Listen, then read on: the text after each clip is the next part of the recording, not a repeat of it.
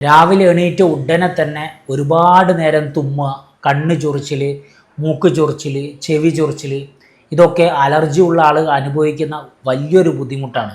ഒരുപാട് നേരം തുമ്മും, 10-20 മിനിറ്റൊക്കെ നിർത്താതെ തുമ്മും ഇവർ. അങ്ങനെയുള്ള ആളുകൾ ശ്രദ്ധിക്കേണ്ട ഒരു പ്രധാനപ്പെട്ട കാര്യമാണ് ഞാൻ ഇന്ന് പറയുന്നത്.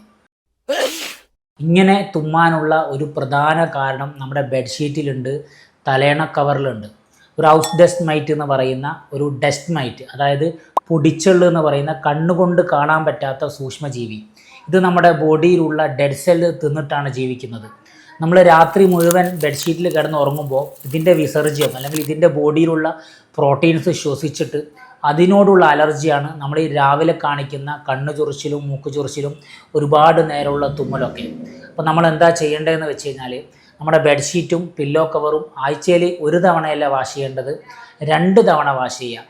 നന്നായിട്ട് സോപ്പിൽ വാഷ് ചെയ്തിട്ട് വെയിലത്തുണക്കുക. ഇപ്പം മഴയുള്ള ദിവസമാണെങ്കിൽ വെയിലത്തുണക്കാൻ പറ്റിയില്ലെങ്കിൽ ഉണങ്ങിയതിന് ശേഷം നമ്മളൊന്ന് അയൺ ചെയ്യുക. പറ്റുമെങ്കിൽ ചൂടുവെള്ളത്തിൽ വാഷ് ചെയ്താൽ ഈ ഡസ്റ്റ് മൈറ്റിൻ്റെ പ്രോബ്ലം നന്നായിട്ട് കുറച്ചെടുക്കാൻ പറ്റും. അതുപോലെ തന്നെ വളരെ പഴകിയ പില്ലോ ഉപയോഗിക്കരുത്. പറ്റുമെങ്കിൽ ഒരു 2 വർഷത്തിനുള്ളിൽ നമ്മൾ പില്ലോ മാറ്റിയെടുക്കുക.